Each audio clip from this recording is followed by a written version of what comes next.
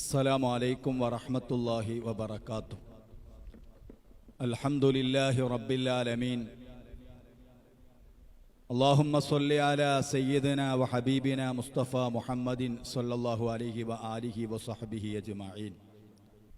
നമ്മുടെ രാജ്യം ഒരു തെരഞ്ഞെടുപ്പ് പ്രക്രിയയിലാണുള്ളത്.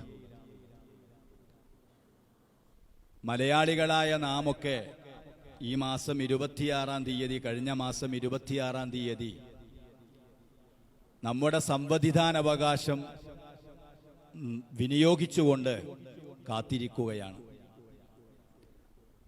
ജൂൺ 4-ാം തീയതി വരെ നീണ്ടു നിൽക്കുന്ന വളരെ ദൈർഘ്യമേറിയ ഒരു തെരഞ്ഞെടുപ്പ് കാലം.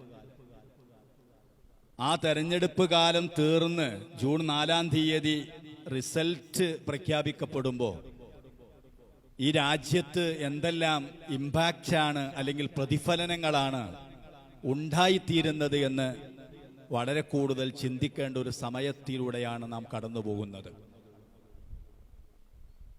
ജനാധിപത്യത്തിൻ്റെ മഹോത്സവ് എന്ന ഓമനപ്പേരിട്ടുകൊണ്ട് ലോകത്തിൻ്റെ വിവിധ ഭാഗങ്ങളിലെ രാജ്യങ്ങളിലെ രാഷ്ട്രീയ സംഘടനകളെയൊക്കെ നമ്മുടെ രാജ്യത്തിൻ്റെ തെരഞ്ഞെടുപ്പ് വീക്ഷിക്കുവാൻ വേണ്ടി ക്ഷണിക്കപ്പെട്ടൊരു വർഷം കൂടെയാണ് ഈ വർഷം. ഈ ഒരു സമയത്ത് സവിശേഷമായ പ്രാധാന്യമുള്ള ജനാധിപത്യത്തിൻ്റെ മഹോത്സവം എന്ന് പറയുന്ന തെരഞ്ഞെടുപ്പിൻ്റെ ദൈർഘ്യമേറിയൊരു കാലത്തെ കഴിഞ്ഞ് റിസൾട്ടിന് വേണ്ടി നാം കാത്തിരിക്കുമ്പോൾ വളരെ ഗൗരവമായ ചില ചിന്തകൾക്ക് പ്രാധാന്യമുണ്ട്. ജൂൺ 4-ാം തീയതിക്കൊരു പ്രത്യേകതയുണ്ട്. കാരണം അതിൻ്റെ തൊട്ടു മുമ്പുള്ള ദിവസമായിരിക്കാം ഒരു പക്ഷേ നമ്മുടെ രാജ്യത്ത് സ്കൂളുകൾ, കലാലയങ്ങൾ തുറക്കപ്പെടാൻ പോകുന്നത്. 2 മാസക്കാലത്തെ വെക്കേഷൻ കാലം കഴിഞ്ഞ് ഈ രാജ്യത്ത് ഓരോ സ്റ്റേറ്റുകളിലും പ്രദേശങ്ങളിലും തെരഞ്ഞെടുപ്പിൻ്റെ കോലാഹലങ്ങൾ അല്ലെങ്കിൽ അതിൻ്റെ ശബ്ദകോലാഹലങ്ങൾ, പ്രചാരണ പരിപാടികളൊക്കെ നേരിട്ടുമല്ലാതെയും വീക്ഷിച്ച ചെറിയ കുഞ്ഞുങ്ങൾ മുതൽ കൗമാരപ്രായക്കാരും ചെറുപ്പക്കാരും, പ്രത്യേകിച്ച് നമ്മുടെ വിദ്യാർത്ഥികൾ കലാലയത്തിലേക്ക് വരുമ്പോൾ അവരിലുണ്ടാക്കുന്ന പ്രതിഫലനങ്ങൾ എന്താണ് എന്ന് ഗൗരവത്തോടുകൂടെ ചിന്തിക്കണം. നമുക്കറിയാം, റിസൾട്ട് വന്നു കഴിഞ്ഞാൽ നമ്മുടെ രാജ്യത്ത് ഒന്നിരിക്കൽ ഭരണം തുടർന്നേക്കും, അല്ലെങ്കിൽ ഭരണമാറ്റം വന്നേക്കും. അത് സ്വാഭാവികമാണ്. പക്ഷെ ഭരണം തുടർന്നു കഴിഞ്ഞാൽ, നിലവിലുള്ള ഭരണം തുടരുകയാണെന്ന് വിചാരിക്കുക, എന്താ സംഭവിക്കുക സഹോദരന്മാരെ? നമ്മുടെ രാജ്യത്തെ വളർന്നു വരുന്ന പുതിയ തലമുറക്ക് കൊടുക്കുന്ന വലിയ തെറ്റായൊരു മെസ്സേജ് ഉണ്ട്. എന്താണ് ആ തെറ്റായ മെസ്സേജ്? വലിയ കാര്യങ്ങൾ നേടിയെടുക്കാൻ വലിയ വലിയ കളവുകൾ നിരന്തരം പറഞ്ഞാലേ അത് ലഭിക്കുള്ളൂ എന്നൊരു മെസ്സേജാണ്. വലിയ കാര്യങ്ങൾ നേടാൻ വലിയ കളവുകൾ പറഞ്ഞുകൊണ്ടേയിരിക്കണം. ഞാൻ ഈ പറയുന്ന കാര്യം ഇത് കേൾക്കുന്ന എല്ലാവർക്കും ബോധ്യപ്പെടും. നമ്മുടെ രാജ്യത്ത് ഒരു തെരഞ്ഞെടുപ്പ് കാലം ഉണ്ടായാൽ ആ തെരഞ്ഞെടുപ്പ് കാലത്ത് ജയിക്കാൻ വേണ്ടി, തോൽപ്പിക്കാൻ വേണ്ടി പലപ്പോഴും അധാർമികമായ ചില വഴികളിലേക്ക് പലവരും കടന്നു പോവാറുണ്ട്. പക്ഷെ നമ്മുടെ രാജ്യത്ത് ആ അധാർമികമായ വഴിയിലേക്ക് തെരഞ്ഞെടുപ്പ് കാലത്ത് അധികാര കൊതിയുള്ളവർ, അല്ലെങ്കിൽ അധികാരത്തിൽ നിന്ന് അധികാരികളെ ഇറക്കാൻ ആഗ്രഹിക്കുന്നവർ ആ അധാർമികമായ വഴി സ്വീകരിക്കുന്നുണ്ടെങ്കിൽ അത് ഏറ്റവും ഉച്ചയിലും ഏറ്റവും ഉയർച്ചയിലും എത്തിയ ഒരു കാലത്താണ് നാം ജീവിക്കുന്നത് എന്നതാണ് ഒരു സത്യം. നമ്മുടെ ഈ രാജ്യത്തെ ഏറ്റവും ഉത്തരവാദിത്തപ്പെട്ട സ്ഥാനത്തിരിക്കുന്ന ജനങ്ങൾ ഏത് വിഭാഗത്തിന്റെ ആളാണെങ്കിൽ പോലും ഒരു പ്രസിഡന്റ് സ്ഥാനത്തോ പ്രധാനമന്ത്രി സ്ഥാനത്തോ മുഖ്യമന്ത്രി സ്ഥാനത്തോ ഒക്കെ ഇരിക്കുന്ന ആളുകളെ ആ പദവിയുടെ ആദരവോടുകൂടെയാണ് വീക്ഷിക്കാറുള്ളത്. അങ്ങനെയാണല്ലോ, എല്ലാവർക്കും ആ പദവിയോടൊരു ബഹുമാനമുണ്ട്. അങ്ങനത്തെ പദവിയിലിരിക്കുന്ന ആളുകൾ ഈ രാജ്യത്തെ മഹാഭൂരിപക്ഷം വരുന്ന ജനങ്ങൾക്ക് ഒരിക്കലും ഉൾക്കൊള്ളാനോ അംഗീകരിക്കാനോ പറ്റാത്ത, ഉച്ചനേരം ഇത് അർദ്ധരാത്രിയാണെന്ന് പറയുന്നതിന് സമാനമായ കളവുകൾ പറഞ്ഞ് ലക്ഷ്യം നേടാനുള്ള ശ്രമം നിരന്തരം നടത്തിക്കൊണ്ടിരിക്കുമ്പോൾ നമ്മുടെ രാജ്യത്തൊരു തെരഞ്ഞെടുപ്പ് കാലം കഴിഞ്ഞ്, വെക്കേഷൻ കഴിഞ്ഞ് സ്കൂളിലേക്ക് കടന്നു വരുന്ന കുട്ടികളുടെ മനസ്സിലുണ്ടാകുന്ന ഒരു മെസ്സേജ് എന്താണ്? പലതും നേടാൻ ധാരാളം കളവ് പറയേണ്ടി വരും. കാരണം കാര്യങ്ങൾ നേടാൻ സത്യസന്ധമായ വഴി സ്വീകരിക്കണമെന്ന മെസ്സേജ് നൽകേണ്ട, സന്ദേശം നൽകേണ്ട ആളുകൾ പോലും കാര്യലാഭത്തിന് വേണ്ടി കളവ് നിരന്തരം പറഞ്ഞുകൊണ്ടിരിക്കുന്ന വല്ലാത്തൊരു കാഴ്ചയാണല്ലോ നമ്മൾ കാണുന്നത്. അള്ളാഹുവിന്റെ ഹബീബ് സയ്യിദുനാ മുഹമ്മദ് റസൂലുള്ളാഹി തിരുനബി സല്ലല്ലാഹു അലൈഹി വസല്ലം നിങ്ങൾ പഠിപ്പിച്ചിട്ടുണ്ട്, ഇന്ന സിദ്ക യഹ്ദി ഇലൽ ബിർരി വ ഇന്നൽ ബിർറ യഹ്ദി ഇലൽ ജന്ന. സത്യസന്ധത എന്ന് പറയുന്നത്, സത്യം പറയുക എന്ന് പറയുന്നത്, പ്രിയപ്പെട്ട സഹോദരന്മാരെ, അത് നന്മയിലേക്കും നന്മ സ്വർഗത്തിലേക്കും നയിക്കും. വ ഇന്നൽ കദിബ യഹ്ദി ഇലൽ ഫുജൂരി വ ഇന്നൽ ഫുജൂറ യഹ്ദി ഇലൻ നാർ. കളവ് പറയുക എന്ന് പറയുന്നത് അത് തമ്മാടിത്തരത്തിലേക്കും അത് നരകത്തിലേക്കും നയിക്കുമെന്ന് മുഹമ്മദ് റസൂലുള്ളാഹി. സമൂഹത്തിൽ, പുതിയ ജനറേഷനിൽ, പുതിയ സമൂഹത്തിൽ ഉണ്ടാക്കുന്ന ഒരു വലിയ പ്രതിഫലനം കളവ് എന്ന് പറയുന്നത് അതൊരു നല്ല കാര്യമാണെന്ന് തോന്നുന്നിടത്തേക്ക് കാര്യങ്ങൾ പോകുന്നുണ്ടോ? മറ്റൊരു കാര്യം എന്താണ്? ഭരണം മാറിയാലും മാറിയില്ലെങ്കിലും ജനാധിപത്യം എന്ന് പറയുന്ന നമ്മുടെ രാജ്യത്തിന്റെ ഏറ്റവും പ്രധാനപ്പെട്ട പ്രത്യേകത അത് സംരക്ഷിക്കാനാണ് തെരഞ്ഞെടുപ്പ് എന്നത് എല്ലാവർക്കും അറിയാം. പക്ഷേ അത് സംരക്ഷിക്കുന്നുണ്ടോ ഇല്ലേ എന്നത് മറ്റൊരു കഥയാണ്. പക്ഷേ തെരഞ്ഞെടുപ്പ് നടത്തിയിട്ട് അധികാരത്തിൽ വരുന്ന ആളുകൾ ആരായാലും അവരുടെ ഡ്യൂട്ടി എന്താണ്? അവരുടെ ഉത്തരവാദിത്തം എന്താണ്? ജനാധിപത്യ രാജ്യത്തിന്റെ ഭരണഘടനയ്ക്ക് കാവലിരിക്കലാണ്. ആ ഭരണഘടനയ്ക്ക് കാവലിക്കുക എന്ന ദൗത്യം ഏറ്റെടുക്കേണ്ട ആളുകൾ ഭരണഘടനയുടെ ആമുഖത്തിൽ എഴുതി വച്ച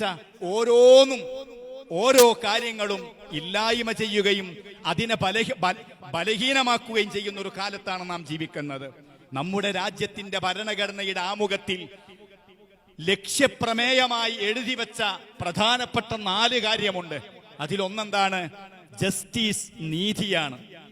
മറ്റൊന്ന്, പ്രിയപ്പെട്ട സഹോദരന്മാരെ, ലിബർട്ടി എന്ന സ്വാതന്ത്ര്യമാണ്. മറ്റൊരു കാര്യം ഇക്വാലിറ്റി എന്ന് പറയുന്ന തുല്യതയാണ്. അതിനവസാനമായി എഴുതി വെച്ചൊരു കാര്യമുണ്ട്. ആ വാക്ക് എഴുതി വെക്കുന്നത് കുറച്ച് വെഴുകിയിട്ടാണ്.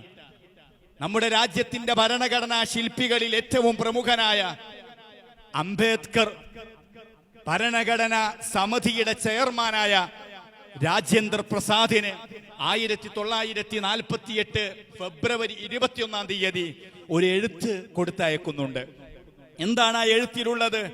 ഭരണഘടനയുടെ ലക്ഷ്യപ്രമേയത്തിൽ നേരത്തെ എഴുതി ചേർക്കാത്തൊരു കാര്യം ഞാൻ കരട് സഭ എഴുതി ചേർത്തിട്ടുണ്ട്. അതെന്താണ്? ഫെറ്റേണിറ്റി എന്ന് പറയുന്ന ഒരു പുതിയ ഒരു കാര്യമാണ്. എന്താണ് അതിനർത്ഥം?